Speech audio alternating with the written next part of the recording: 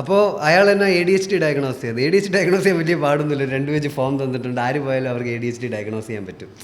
എന്ന് വെച്ചാൽ എസ്പെഷ്യലി ഇയാളുടെ അടുത്ത്. അപ്പോൾ ഇയാൾക്കൊരു ഹോസ്പിറ്റലുണ്ട്, ഒരു 30-40 ബെഡ് ഹോസ്പിറ്റലുണ്ട്, കൂടെ ഒരു ഫാർമസി ഉണ്ട്.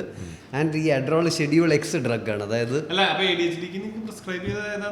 അഡ്രോൾ. അപ്പോൾ ADHD എന്താണ്, അറ്റൻഷൻ ഡെഫിഷ്യൻസി ഉണ്ടാവാനുള്ളൊരു കാരണം എന്ന് വെച്ചാൽ നമ്മുടെ തലയിൽ ഡോപ്പമിൻ കുറയുന്നതുകൊണ്ടാണ്. ഓക്കെ, അപ്പോൾ ഈ മെത്ത് എന്ന് പറഞ്ഞാൽ ബേസിക്കലി മെത്താംഫെറ്റമിൻ എന്ന് പറഞ്ഞാൽ ഡോപ്പമിൻ്റെ ഫോർമുലയാണ്, കെമിക്കൽ ഫോർമുലയാണ്. അപ്പോൾ മെത്ത് കഴിക്കുമ്പം ബേസിക്കലി നമ്മുടെ തലയിൽ ഡോപ്പമിൻ കൂടും.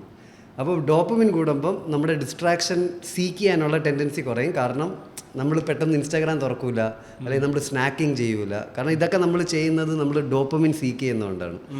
അപ്പോൾ ജനറലി ADHD ഉള്ള ഒരാൾക്ക് മെറ്റ് അഡ്രോൾ കൊടുക്കുകയാണെങ്കിൽ അവർക്ക് ഫോക്കസ് കൂടും.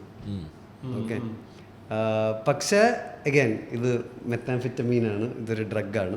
ഓക്കെ, അപ്പം ഇയാൾ ഭയങ്കര കാഷ്വൽ വൈബ്സാണ്. ഇയാൾ ഇങ്ങനെ പറഞ്ഞതെന്ന് വെച്ചാൽ ഇതിൻ്റെ കൂടെ ഒരു ആൻറ്റി ഡിപ്രസൻറ്റും കൂടെ കഴിച്ചാൽ നമുക്കൊരു MDMAയുടെ എഫക്റ്റ് കിട്ടും. മനസ്സിലായില്ലേ? ഇയാളിങ്ങനെ ഞാനൊരു കോക്ടെയിൽ ഓഫ് ഡ്രഗ്സ് ഉണ്ടാക്കി തരാം, അങ്ങനെ പിന്നെ പറയും ഈ ആൻറ്റി ഡിപ്രസൻറ്റിലൂടെ വിസ്കിയാണ് സൂപ്പർ, അങ്ങനെയൊക്കെ. മനസ്സിലായില്ലേ? ആ ഒരു ബ്രോ സാധനമാണ് ഇയാൾ.